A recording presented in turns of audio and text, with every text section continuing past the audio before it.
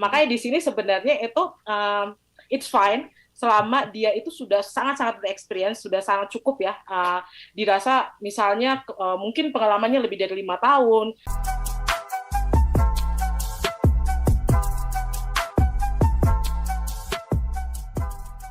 Saya Irwan, bekerja di sebuah perusahaan swasta, dan yang menjadi permasalahan saya sekarang dan juga tim adalah manajemen meng-hire profesional di bidangnya, dan ternyata profesional yang bertugas di bidang di perusahaan kami itu bukan orang yang punya akademisi di bidang yang sama.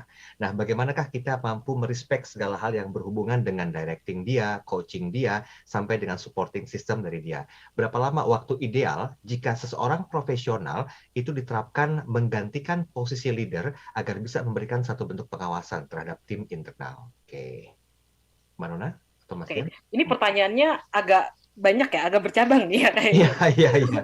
Iya, mungkin tadi yang pertama akademisinya berbeda ya dari experience-nya ya. Benar. Oke. Itu yang saya tangkap ya. Benar ya Mas ya yang pertama tadi. Ya. Oke. Kalau saya menjawab pertanyaan pertama itu sebenarnya ini pertanyaan tricky tapi ini sering terjadi ya Mas ya di kehidupan kita sebagai kayak pekerjaan lah ya. Ada misalnya dari background teknik tapi dia kerjanya sebagai BA, business analyst gitu. Ada yang dari jurusan apa dia kerjanya apa gitu. Jadi itu selalu terjadi gitu. Dan itu bukan sesuatu yang khusus lagi ya. Sudah sangat umum kalau menurut saya. Saya banyak menjumpai seperti itu kasus-kasusnya. Nah, kalau menurut saya pribadi dan saya melihat nih ya beberapa kasus di lingkungan saya gitu. Itu sebenarnya it's really fine ya Mas. Itu sebenarnya bisa aja, tetapi dengan catatan dia mempunyai experience yang cukup. Jadi profesionalnya di sini kan bukan saja profesional sebagai akademisi, tapi dia juga berprofesional secara ketika praktisi, Mas. Jadi apa jadinya kalau kita misalnya akademisi, tapi sama aja kalau kita nggak ada experience ya Mas. Berarti kan nggak ada implementasi dari ilmu yang kita pelajarin seperti itu. Nah, begitupun sebaliknya. Ketika kita dalam suatu pekerjaan itu tuh pasti ada adaptasi ya Mas. Walaupun tadi misalnya saya jadi jurusan teknik, mungkin bisnis analis itu bukan sesuatu yang keseharian lah bagi saya.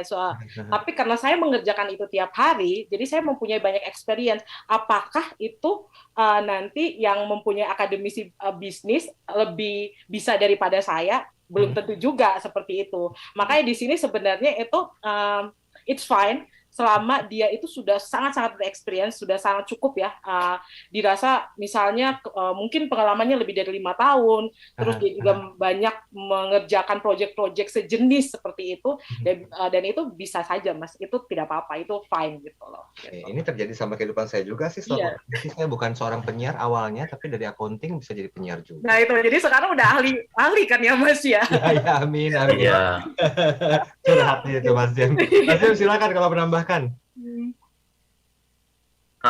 Sama mungkin kalau menambahkan ya, jadi sebenarnya gini, kalau tadi kan ada nanya kira-kira dalam waktu berapa lama ya kita bisa lihat apakah orang ini misalnya mumpuni ataupun kompeten. Nah sebenarnya kadang ini nggak bisa dibilang ya, karena kadang begini, kalau seorang leader ya, misalkan dia itu sebenarnya bagus, tapi dia nggak bisa mengambil hati, let's say ya kayak tadi misalnya nggak dipercaya karena beda akademis atau dan lain-lain. Nah kadang tuh mungkin ide-idenya dia yang bagus atau langkah-langkahnya itu menjadi nggak jalan gitu, nggak efektif karena anggota timnya nggak mau dengerin gitu. Jadi kadang itu kalau seberapa cepatnya sih tergantung dari timnya juga, dan memang tergantung dari itu pun tugas seorang leader ya untuk bisa meyakinkan timnya supaya percaya sama dia atau setidaknya mau mendengar omongan dia seperti itu. Oke. Baik. Jadi memang PR banget ya dalam keadaan seperti itu ya.